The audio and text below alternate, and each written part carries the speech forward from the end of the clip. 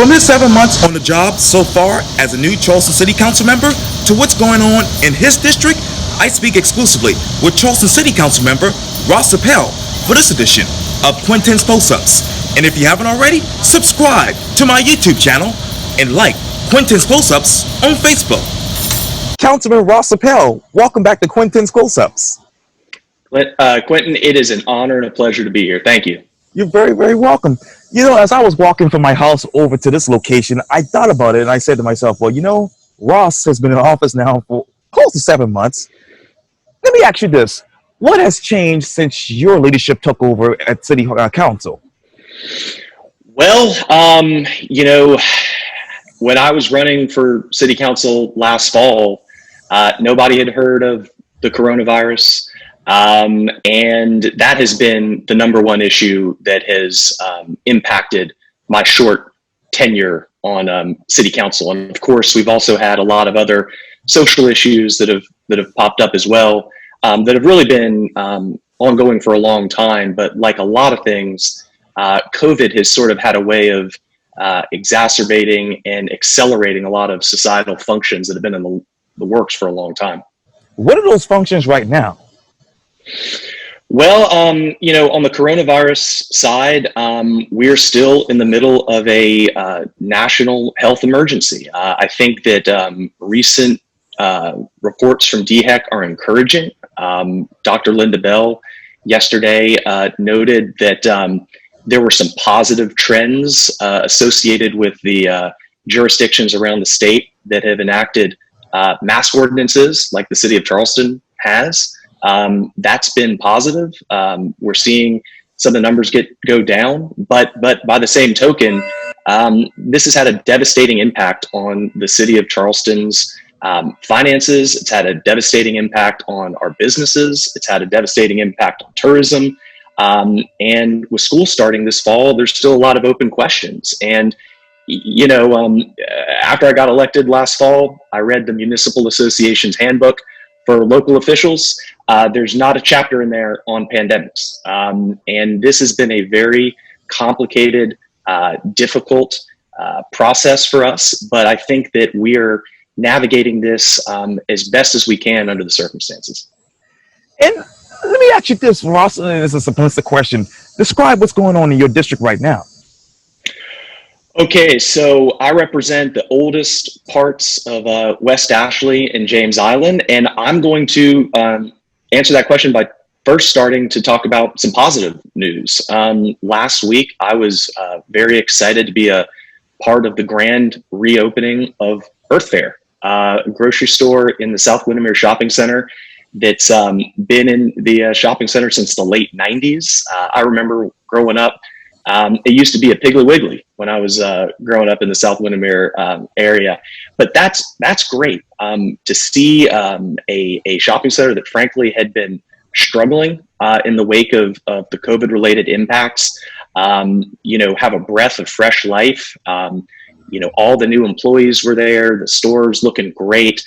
It was just nice to see some positivity, some green shoots, and what's otherwise been a pretty difficult year. But outside of that, we are making considerable progress on the issue that I campaigned on, which is stormwater, and getting our flooding and drainage issues under control.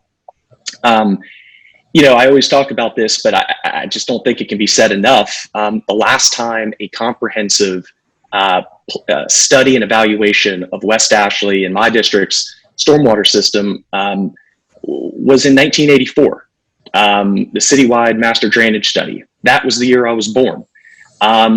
Almost nothing has changed since then from a system-wide standpoint. We are finally beginning to change that. Earlier this year, we selected a contractor to perform a basin-wide flooding and drainage analysis of the South Windermere Basin.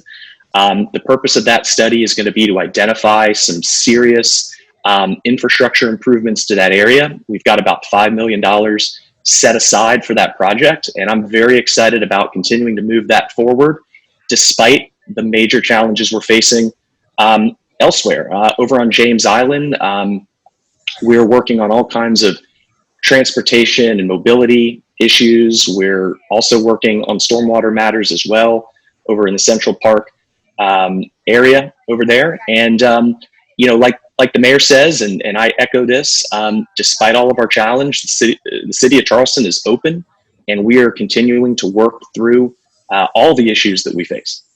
And you talked earlier about the stormwater and how much money you all have set aside, $5 million for what's going on over in the South Windermere area in most of your district.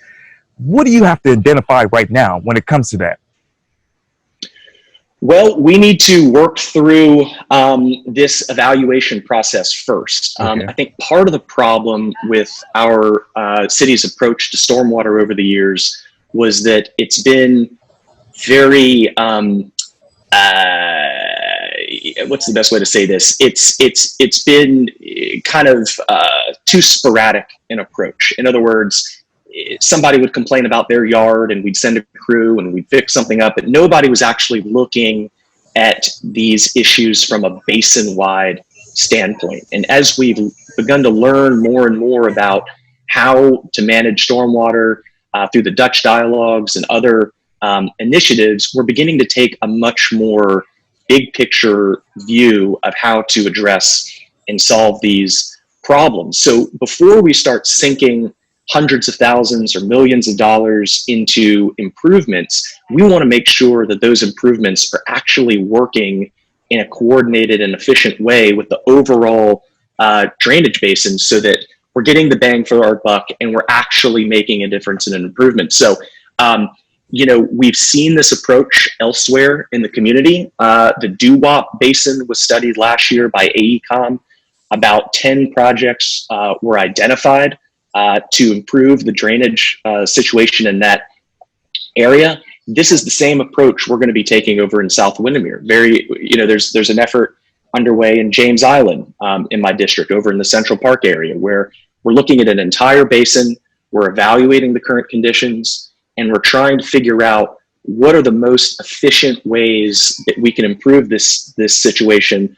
So number one, we're not making flooding worse in other areas, and we're getting the biggest bang for our buck, because, the reality of it is money is hard to come by these days in local government. And we need to make sure that we're doing the most that we can with our limited resources. You talk about those top projects that obviously have been identified. Which one is on top of your list right now?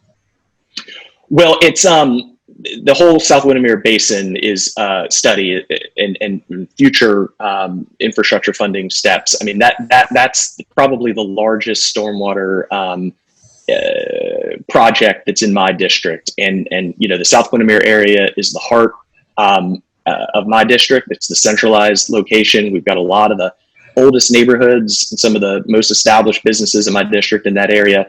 That's one of my major focuses. But citywide, we're doing stuff across the board, the peninsula, James Island, all over the place. There's a lot going on. And you talk about obviously the focus of South Windermere. Why exactly is the focus on South Windermere and Burns Down? Well, that is a significant part of District 11. It's the centralized location, and it's the location, frankly, that's received the least amount of attention over the years. I don't know if you've noticed, Quintin, but there's some people on James Island that are very fired up about flooding for good reason. And one of the things that I like to remind some of the folks out there is James Island and some of those areas over there, especially along the Central Park corridor, they are where we want to be in 2 years over in South Windermere. They're so much farther ahead. The DoWOP study that I talked about, that's where I hope to be in South Windermere in 2-3 years from now. So we're behind. We need to dig out from decades and decades and decades of, frankly, neglect in order to get us into a situation where there's not rampant flooding and other kinds of issues. But, my focus is everywhere in my district, all the way down 17 to South Windermere, over the Wapoo Bridge, into the parts of James Island that I represent. So it's you got to keep all the different plates spinning in this line of work. And Ross, is there anything exciting going on in your district from Colbert Road to Wapu Road? Yep. Well, we've got the DoWOP drainage study going on. The Parkwood Farm Field neighborhood is also in my district. This might not sound real exciting to some people, but we are working hard on getting a turn signal at the Whole Foods. So when you're coming away from town, that's just a notorious problem area over there. You talk to the Parkwood Farm Field folks over there. They don't really have the kind of flooding problems, thank goodness, that you see over on James Island and in and around the South Windermere area. But this turn signal, man, you would not believe how passionate folks are about this. And we have a study underway right now through our Traffic and Transportation Department. Director Keith Benjamin's helping quarterback that. It's a complicated process. We have to coordinate with DOT, but the first step is doing the study. We believe that the study will support the implementation of that turn signal, and that's something we're working on over there. We've also got a lot of greenway improvements that are being targeted from behind the tennis courts over there on Farm Field. I'm about to say something nice about Clemson, which doesn't happen every day as a Gamecock fan, but we've worked very closely with the Clemson Architecture School, right, and their students. They've worked with our Parks Department and our the Parks Conservancy, the 501c3 that we work with very closely, to design various improvement areas to the Greenway. Unfortunately, that is an example of one of the efforts that has been delayed by COVID. We were hoping to incorporate some substantial improvements behind the tennis courts this spring and into the summer, but those projects have had to be pushed out. I was on a meeting about a month ago with the folks from Clemson and our Parks Department and the Conservancy, and we're looking forward to re-engaging with the next crop of students, keeping the momentum going on the Greenway. But some of these, what I like to call, luxuries, right? Park improvements, things like that have taken a bit of the brunt of the COVID-related economic impact because, and I imagine we might be talking about our budget later on in this conversation. You got it. Yeah, we've had to close a $42 million budget shortfall, and we weren't going to touch stormwater. We didn't touch stormwater. We weren't going to furlough police officers and firefighters. Right. We've had to push some parks projects a little further down the road. Another example of some efforts that are underway a little bit further down 17 in my district, the WPAL Park off of Wapu Road. This is a very exciting what they call like a blue way, where it's a park that's more focused on the water, which I really can sympathize with as a fisherman and a surfer and a kayaker. I think it's going to be an awesome park. That's been something that's been delayed as well due to COVID. And I've been speaking with the DoWOP Neighborhood Association about that. They're very concerned about the future of that park. And look, it's not going anywhere. It's going to happen. We're going to get through COVID and we're going to get our budget on track. But we got a lot of exciting things in the works. That DoWOP study, okay, how behind is that study in your mind? Well, the DoWOP study, you're talking about for drainage? Yes, sir. It's really not behind. The study's been completed. We've evaluated the area. We know where the improvements need to be made. This was a joint city and county effort. We're spending about 75% on the effort. The county chipped in 25%. It's a good team effort. We don't have the funding necessarily lined up for all these projects, but we're coming up on our budget process, and we're going to be looking at ways to get some money directed into that into those improvements. You may have seen in the news recently some discussion about the TIF in and around Citadel Mall. Right. I believe there's a unified consensus on city council between myself, Councilmember Waring, Councilmember Shayed, about making sure that TIF money is used to help stormwater in the area. The developers of Citadel Mall, who are really heroes and champions of West Ashley, I think what they're proposing to do over there has an opportunity to jumpstart a revitalization of our whole area over in West Ashley. And justifiably, they want a lot of the value they create to go back into their development. And I think that makes sense to a degree, but we can't lose sight of the fact that much needed offsite stormwater infrastructure improvements are necessary, and we're going to make sure that happens. And you talk about that study, obviously 75% of it you all paid and 25% of the county paid. How much did you all pay and how much did the city pay? You mean specifically in terms of... I meant to say the county paid and how much the city paid for the study. Yes, sir. You mean like in specific dollars? Yes, sir. I'm not sure that exact number, but okay. I would guess that the number is a few $100,000 or so for the study. That's typically the neighborhood of what kind of costs that these engineering studies involve. And you talk about obviously trying to find funding for obviously your area, particularly the DoWOP. Where can that ideal money come from? We're working hard on it. We've got our drainage fund, which is used to fund a lot of stormwater efforts. That consists of a certain percentage of our property tax fund, as well as the stormwater fees that everybody pays.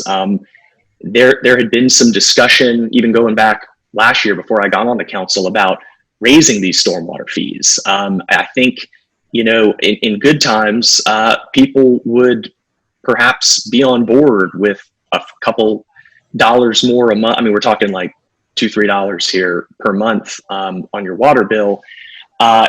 If people believed that money was going towards stormwater, fixes, because, it's funny to say, remember last year people were talking about flooding being the existential crisis that our city faces, and it's still true, even though we've had some other crises pop up here lately. But there haven't been budget cuts to stormwater. We're doing a lot of different things across the city. There's a lot of investment on the peninsula and has been for a long time. We just have to find ways to make sure all of these necessary areas get their fair shake, and look to explore partnerships with the county, other jurisdictions perhaps, to finance these very necessary improvements. Specifically on DoWOP, we've got the TIF, which can steer some funding towards stormwater improvements.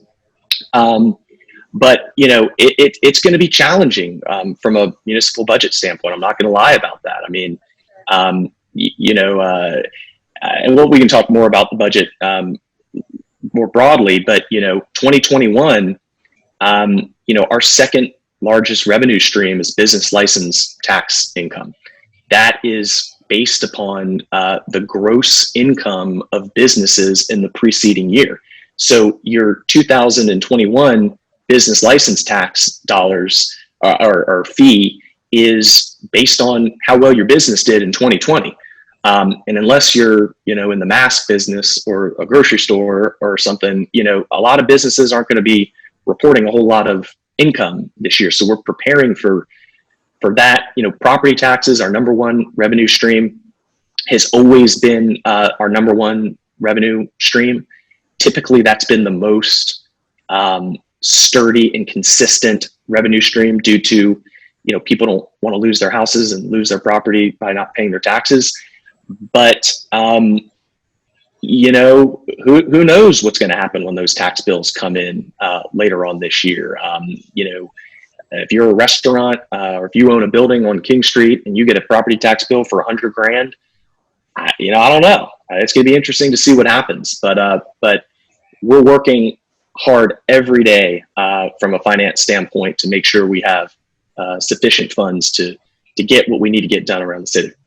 And with that DoWOP funding, okay, the more you all wait, how much will that price tag increase? You raise a good point. Construction costs, continue to, increase over time, although you never know. I mean, it depending on how the economics work with the second half of this year into next year, you could see perhaps, some businesses becoming more competitive in pricing. So, but the most important thing is that we get this work done, and we get it done at a price and that's fair and equitable for taxpayers. And let me get back over to James Allen Ross, because I understand that you have been elected vice chair of the James Allen Intergovernmental Council, and obviously Jenny Honeycutt is the vice chair. I understand that it's really an advantage for the residents who live in Laurel Park and the Woodland Shores road areas where the houses are within the city and the county. I know many of those residents are worried about development coming to those areas, and even hired an expert apparently to do a report. What do you plan to do to make sure that those new homes do not get flooded out, obviously with the older homes in your district? And have you been able to find an expert yourself, or has the city found an expert so far? So great questions. There are two developments over on James Island that have got the neighbors very rightfully concerned. The first development is the Central Park cluster over on Central Park Road. I believe that's Councilmember Gregory's district technically, but when you get over onto James Island, everybody's bumping into everybody else over there. It's hard to say it's just one person to the other. And then there's also a proposed development behind the poorhouse, which is in my district. And this is a very complicated issue. I spoke with some of the very, very concerned and active citizens over there yesterday. We had a drainage report meeting with all the stormwater managers from town of James Island, city of Charleston yesterday to get an update on everything. Here's what we're doing in the city of Charleston. In February, we passed the strictest stormwater regulations in the state easily. Okay.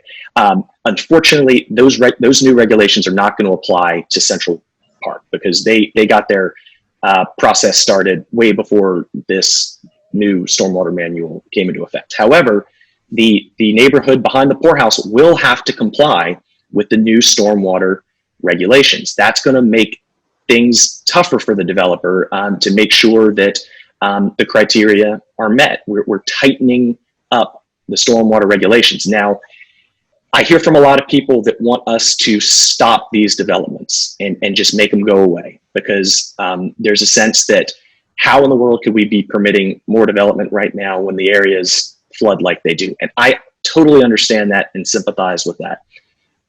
But as a land use attorney who has been involved in all kinds of lawsuits about property rights and development and things of that nature, all I can tell you is the truth, that it's not a simple situation. The city council, we are not going to be voting on any of these developments. It's not up to us.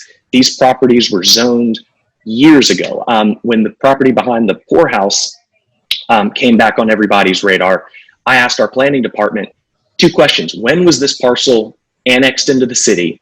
And when did it receive its very intense residential zoning designation that allows the kind of density that people are upset about? The answer was 1982. That was 2 years before I was born. That was, I'm going to do some math now. That was 38 years ago. So this property has been slated for dense residential development for 38 years. When property owners buy that property with that zoning and they start moving through the development review process, and they don't need to go to the BZA, they don't need to come to city council for a rezoning, they're put in the development review technical processes. And it's up at that point to our staff to make sure, our stormwater staff, our traffic and transportation staff, to make sure that these developments comply with all applicable criteria, and they do that. But if we were to just pass an ordinance to downzone these properties to conservation or something, to not allow anything to move forward on these parcels, we would be sued and be faced with the potential for multi-million dollars of liability. The town of Mount Pleasant has been very aggressive with developers over the years. Several weeks ago, a judge issued a $2.6 million verdict against the town of Mount Pleasant. That comes out of taxpayers' pockets. Right. Part of my job here, I cannot allow the city of Charleston, especially during these during an economic crisis, to be faced with that kind of exposure and liability. It's just unacceptable. We can't do that. But here's what we can do, and here's what we are doing. We're making sure that the developers comply with all of the stormwater regulations that are on the books. I can promise you, if you ask either of those developers, they will not tell you that it's a cakewalk walking through the city of Charleston's development review process. We are holding them to a very strict account in that area. So it's a major issue over on James Island. I hear the folks over there, but all I can tell them is that we've got strict stormwater regulations in place. We've studied the areas that need to be improved, and we're in the process of locating the funding to make those basin-wide improvements. And we have our experts at the city. We have our consultants. I'm sure they've looked at the study that was prepared by some of the neighborhoods and some of the groups over there. I read through it over the weekend. I found it fascinating, and I think that stormwater is a conversation. It's a dialogue, and I haven't had a chance to regroup with our stormwater department specifically as to the study, but I wouldn't be surprised if they said there were some good points raised in there that we can incorporate into the process moving forward. And when you talk about that basin-wide improvement, what improvements are there available on James Island? You mean like specific improvements to the Central Park area? Oh yeah, you can talk about that as well. Yeah, so one of the things that we try to do at the City of Charleston as part of this coordinated approach to stormwater is you work from the outfall back, right? So if water doesn't have anywhere to drain, you can make all the improvements you want upland, and it's not going to make any improvement. It's going to create bottlenecks, and it may even make areas that don't flood start to flood. So we're taking a very strategic approach to those issues. But the fact of the matter is we've just had neglected, and this is what the study talks about that you mentioned earlier by Dr. I believe Emmerman. And he's right about this, and I think our stormwater management department would agree with this, that the stormwater systems in most parts of the city, especially off the peninsula, right, either don't exist or don't work. That was identified in 1984 by that citywide drainage master study that Thompson Hutton put together. Oh, yeah. We're having to dig out of that, decades of neglect by rehabilitating and reestablishing these drainage systems, and that's what we're working on doing. We gotta just keep working and keep digging out and making progress every day. And let me go back obviously to the budget. We know that obviously the city has lost a huge percentage that is of hospitality, the accommodations tax. Let me ask you this, yeah. Ross. How do you plan to fund the city? How does the city plan to fund all of this going forward, as far as money making and getting these projects done? That's a great point, and it's a great question. When is tourism coming back to the city of Charleston in a big way? When are people going to be able to go to restaurants again in a big way? These are open questions that we don't have the answers to right now. All I can say is that it's going to be really challenging in 2021. I'm on the budget ad hoc committee. Right. We are going to begin the process in the second half of this year of putting together our 2021 budget. We've done a fantastic job of filling a $42 million shortfall without furloughing law enforcement and fire, and we didn't make any stormwater cuts. We are very fortunate to do that. Up the road in the city of North Charleston, Right. They laid off 200 people. We did not lay off 200 people. We aren't hiring anybody right now, unfortunately. We're under a hiring freeze, but we made some very good progress there. Aid to state and local governments. This is something that is, being discussed right now in Washington, D.C. By our federal elected officials. As part of the, we've been hoping that this was going to be part of prior COVID relief packages, but it seems to be that state and local governments kind of on their way to the, kick to the curb a little bit. But the House, the House in Congress has passed a $3 trillion bill. Included in that is the HEROES Act, which provides substantial relief to state and local governments. But that's being negotiated right now with the Senate. And I will say that myself and my colleagues and the mayor, last week, we wrote a letter to Senator Lindsey Graham and Senator Tim Scott, Right. basically, in a very unified, nonpartisan way, telling them, like a lot of cities across South Carolina, we need some help. We didn't cause COVID to happen. This is not our financial woes right now are not due to local government irresponsibility or things of that nature. In fact, the city of Charleston has a stellar fiscal track record, but we need some help. And if we don't get some help, it's going to be difficult. And the help is not about, building another Gilliard or some luxury. It's making sure that we can keep our police officers employed and our firefighters employed. I mean, basic local government functions. And I was on the public safety committee meeting earlier this week. I mean, we're 70 officers short of a full complement right now. We're losing some of our best people to other agencies, federal agencies, things of that nature. We need to make sure we have the resources in place to run our city, and because we can't rely on tourism to dig us out of this next year. I hope tourism comes roaring back in 2021. I hope our restaurants do as well. But I'd be lying if I was sitting here telling you I knew what the future was gonna hold in terms of COVID and the related impacts. But we're working hard. We're working hard every day to figure it out. And let me fast forward. How will the city council actually balance the budget with a shortfall? I'm sorry, say that again? Yes, sir. How will Charleston City Council balance the budget with a shortfall? Okay, got it. So how did we make that? How did we close that $42 million gap? So the bottom line is we cut spending across all of our departments in various ways, small and large. That saved us approximately $17.6 million.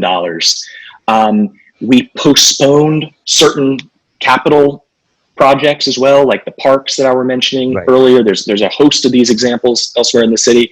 That bought us another $7.15 million in savings.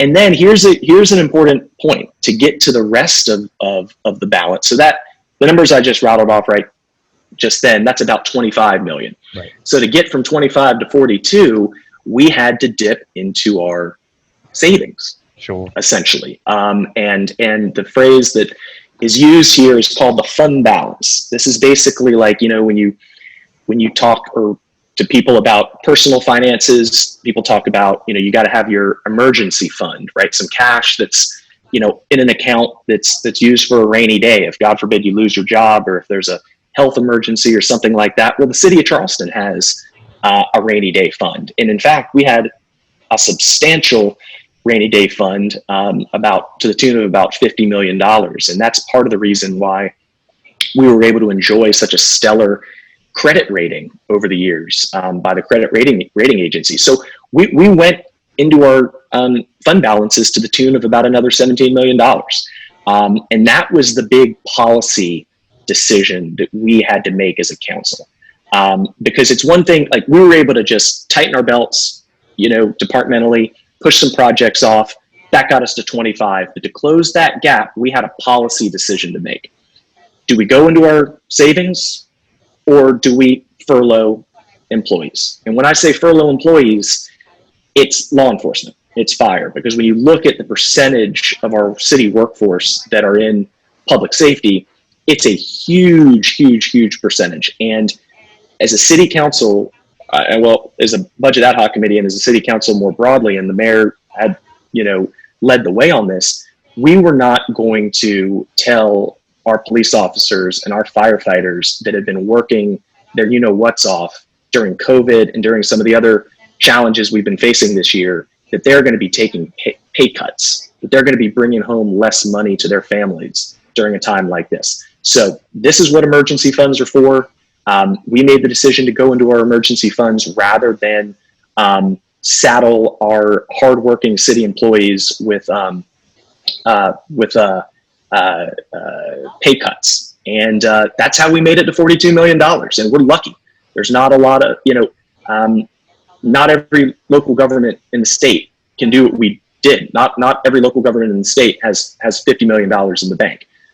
We're very lucky. And that's the product of years and years of responsible fiscal planning by the city. But, we can't do that indefinitely into the future because it gets to a certain point where your reserves, either run out or get to the point where they decrease to a point where your credit rating is impacted. It becomes more expensive to borrow money, and it creates this downward spiral fiscally that we can't allow to happen. So this $42 million budget miracle, I'm going to call it a budget miracle, and I'm not going to take responsibility for it. This is our wonderful CFO, Amy Wharton, and her staff. We just helped where we could. You can't expect miracles every year. At a certain point, we got to get on sound footing. But I tell you what, if we got some substantial money from DC, and I'm not one that likes to look for bailouts and handouts, and I think local governments across the country deserve this just as much as we do. It would go a long way towards putting us back on our sound financial footing. And how much has the reserve decreased for the city? So my understanding is the total amount of fund balance that we went into was about $17.25 million. Now, out of that, about $8 million came out of the general fund. So that's the big pot of money I was talking about, the $50 million. So we drained the $50 million by approximately $8.2 million. That's my understanding. Right. The other money to get you from 8 to 17.5 comes from fund balances in the specific account. So we've got a municipal accommodations tax fund. We've got a state accommodations tax fund, hospitality fee tax fund, enterprise tax fund. So that it's just sort of like leftover money in those specific funds. That money was lumped in together with the general fund balance in order to get us to that 17.25. And let me turn over to right next door here. Reportedly, a company was selected to take down the Calhoun statue, column, plaques, and obviously lettering. What is the current price tag of that right now, Ross? So you're talking about the column, or are you talking about the statue itself? The statue itself, altogether. Okay, the statue itself. Okay, so my understanding is the total cost of that was about $130,000. $100,000 of that money was provided by anonymous donors. Right. I have no idea who made that generous donation. And then the $30,000 was directed by the mayor's office as part of the I don't know if you call it discretionary fund spending, but under, I believe, $40,000, the executive department has the ability to issue those expenditures, and then of course City Council unanimously approved that expenditure as part of our vote to remove the statue and authorize the expenditures. And did City Council have a say in what company was selected? No, And let me ask you this: why wasn't the taxpayers given an option to vote to take the statute down? Um, that's a good question. We don't put every decision to a referendum. We part of our job as elected officials is to vote based upon our conscience and what our constituents want us to do. And that's what we did in that situation. I will say that part of our, this is something that's not often talked about in this debate or issue over the statute is, when we accepted the statute back in the late 1800s, we assumed various duties and responsibilities for its safekeeping and care. And due to what was going on in our city and our state and our country around the time of the statute's removal, there were some real challenge. I mean, there was a risk that the statue would perhaps, be damaged or defaced, or something else could happen if we didn't, take it down. And I'm not saying that was a emergency. That was one of many factors that went into the decision to remove it. I mean, there were well-documented instances of the statue being, defaced and have, all these other kinds of things happen to it. So that was part of the thought process behind, not waiting until November to put this on the referendum. But what I would say, in terms of the public comment that we received, in the run up to the vote, I don't have the exact numbers here, and there hasn't been a scientific poll conducted, but I can just tell you from, the people that I speak to, there was overwhelming support for this action. I mean, this was a unanimous decision of City Council. There's not many things that get unanimous approval in any level of government, but this measure did. And there are some folks that are upset about it, and I respect that position. I tried to strike a very nuanced, balanced approach in my comments that evening when we took this historic step. But at the end of the day, I thought it was the right thing to do. And let me ask you this, because Mr. Seekings, I guess didn't like the question I asked, but let me re-ask this question to you. And let me ask you this: when was the purchase order to bring in a crane to take down the statue? Was it issued before or after the council's vote?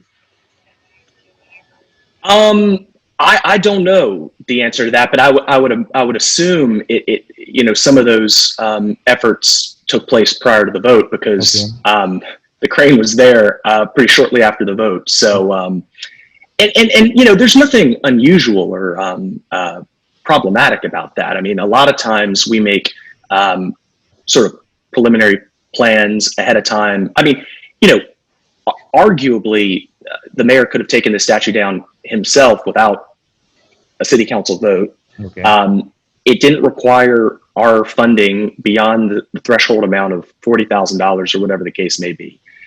There's certain functions of the executive department that, because it's our property, just like, we have trucks and we have buildings and we have all kinds of other property. I mean, obviously it's significant. It's a piece of art. It's a historic figure, but, those plans were done ahead of time. And again, I think for a safety reason. Imagine if we would have voted to take the thing down and then it would have taken 3 months to remove it. I mean, who knows what would have happened out there? And we're trying to keep the peace. We're trying to balance a lot of different things simultaneously every day. Okay. And obviously you all have gotten private donations, and obviously the price tag is over $100,000. What is the price tag for the average taxpayer? That's a good question. I mean, so as of right now, the expenditure out of tax funds is approximately $30,000 or so. I haven't calculated that down to each taxpayer, but I think if you ran that analysis, you would see almost an infinitesimally small amount of money per taxpayer for $30,000. I mean, you know, I don't want to minimize any expenditure of taxpayer dollars. Every dollar is important, especially these days. This is not our money. This is tax dollars. I've made a career holding local governments accountable for the legal expenditure of taxpayer dollars. But when you start talking about $30,000 in the scheme of things, I mean that's the price of a car. That's very, very minimal in the scheme of things. And you know, for the vast majority of the people we talk to, this is one of the most historic, significant, positive things the city has done in a long time. And I think when you put it in that context, it's a value. Obviously, this Charleston Museum has said, no, we can't accept this. Where is the ideal location going to be now? That's a good question. You know, I believe that it belongs in a museum. I believe that it's something, you know, the thing that I said during the run up to the vote was that it should be removed and respectfully relocated. There are a lot of voices in the community that wanted to, you know, throw it off the Ashley River Bridge and create a artificial reef for fish or something. That's not acceptable. I think it's a piece of history. I think it needs to be placed somewhere in a spirit of respect, where it can be studied and people can have conversations about it. And I think a museum would have been a wonderful setting. I'm not on the Charleston Museum Board. I don't want to second guess them or, you know, criticize their decisions. But, you know, I do think it's notable that in their statement, just, you know, denying to take it, they noted that Mr. Calhoun did not have, you know, much of a significance in Charleston history. He never lived here. He never held office here. In fact, in a lot of his writings and speeches, he sort of reflected a bit of a animosity towards the city of Charleston. One questions why he was put up in such a significant location in the city of Charleston, given that historic background. And that's not my words. That's from a museum, the Charleston Museum, saying he doesn't have any significant Charleston connection, which I thought is kind of interesting to think about. But, you know, I think we're going to be speaking with some folks around the state. I hope we got to find a location for it. And I look forward to, you know, hearing more about that in the coming days. And what are you hearing now? Because it's just sitting right there. You know, I got to be honest with you. I have not heard the latest on what the plan is for Mr. Calhoun since the museum's announcement. I'm speculating here. I was not involved in any of these discussions. I think there may have been an assumption that the museum would take it ahead of time, and maybe some miscommunication. I don't know all the details and ins and outs of that, but you know, we gotta find a place for Mr. Calhoun. And take me back to May, Ross. What happened? Because a lot of people We're talking about May 30th. Yes, sir. Did the mayor allegedly tell the police chief to basically tell people to stand down? What exactly happened in your mind? Yes. So May 30th, the riot on Upper King Street and elsewhere in the city, you know, is obviously unacceptable and something that we can't ever allow to happen again. Period. And I think everybody on city council, including the mayor, would be the first one to say that. You know, in the aftermath of the riot, there was a discussion about stand down orders and things of that nature, and this has been addressed ad nauseum by Chief Reynolds and the mayor. All the 911 tapes have been released. We've received the briefing from the city attorneys. It's been put out there to the press. Anybody that wants to look at it can look at it. There's no stand down order on those tapes. If there was, we'd be hearing about it from the newspaper and some of the folks that were, you know, acting like they knew that was something that happened. You know, I wasn't there in the streets that night. I was a little bit further up the peninsula that night. I'm not on the radio calls, so I can't speak directly to what happened because I wasn't there. But you know, as part of my investigation and my briefings on city council, I've seen no evidence whatsoever that there was a stand down order of any kind. What I think happened is we had a riot. A riot is by definition an out of control situation, and our police department did what they believed was the best approach tactically in a very difficult situation. And I'm not a law enforcement officer. I know that we've got brave, competent men and women that put their lives on the line every single day for the benefit of the city of Charleston and its people. I don't think anybody let a riot happen just to let it happen. I think that, when you're facing a riot, when police officers are being attacked, when you're outnumbered, when you don't want to create more problems, more death, more destruction, more problems, you have to adopt certain control tactics, and I believe that was the approach that was taken that night. It's unacceptable what happened, that any windows were busted out, that people were terrified. It was a horrible situation. And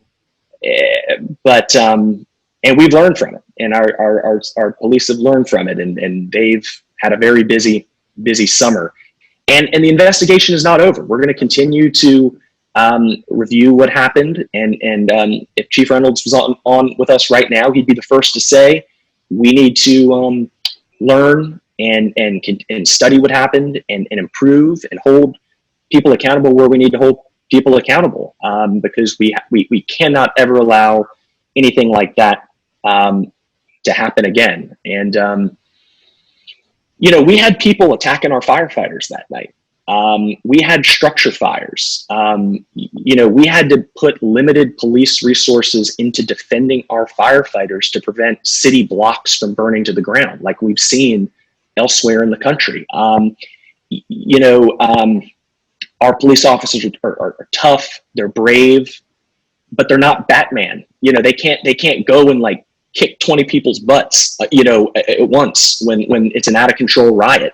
It takes several officers to get somebody under control and arrested.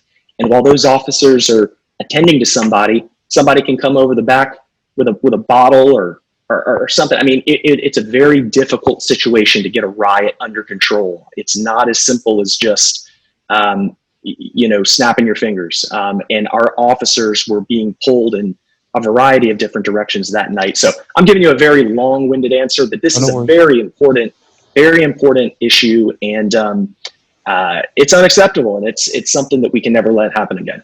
Oh man, I want to ask some more follow-up questions, but we're running out of time.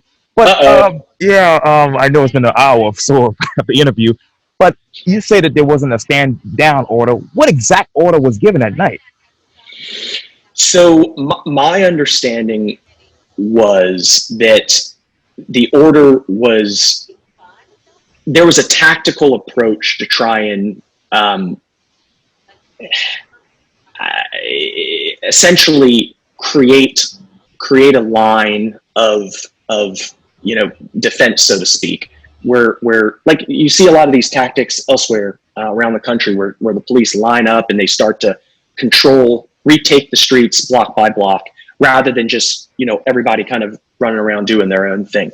That's the strategy that was employed that night. Now, some people may look at that and say the police disengaged, or they weren't going after the people that were rioting. And in a sense, that's kind of true. I mean, we didn't just have officers just running around chasing people, but that's not a stand down order, because tactics were being deployed. And ultimately the riot was quelled due to these tactics once reinforcements were received. But that's my understanding of what happened that evening. And what reinforcements should have happened? Well, I think that we got the reinforcements that should happen. I mean, we had other jurisdictions from our neighboring municipalities and the county and other places. We're very thankful for that. They ended up coming in to support us, and we have a good working relationship with the sheriff's office and our other surrounding communities. Chief Reynolds was telling us that based upon the chatter that was going on in the law enforcement community, leading up to May 30th, we thought we were going to actually have to go and reinforce our friends in Columbia. That was what we were, sort of preparing for in a sense. So law enforcement agencies are always looking to help one another out, but the process absolutely could have worked better on the 30th. That's undeniable, but we did get reinforcements, and that's what helped us take back our city that night. And there's a lot of chatter that's going on, and people come to me every day to talking to me about this. But let me ask you this, Ross. I know you just got into office, but do you plan to run for mayor one day? People are asking you that? Yes, sir. Well, I'm still trying to learn how to be a city council member, and I think my wife would. I don't know what she would do to me, but it wouldn't be good if that were to happen. So let's take it one step at a time. Okay, I'll hold you to it. Yes, sir. Councilman Ross Appel, thank you so much for your time, and I'm sorry that this ran so long, but there are a lot of issues that we needed to talk about. So thank you for your time. Absolutely, and I take full responsibility for us going long. I think I was giving some pretty long answers to those questions, but I wanted to make sure that you and your viewers had as much information as possible. You perform a vital public service to the community, and I want you to keep it up and keep holding us all accountable. It's a very important, noble profession. I definitely will. Thank you so much. Yes, sir. Okay.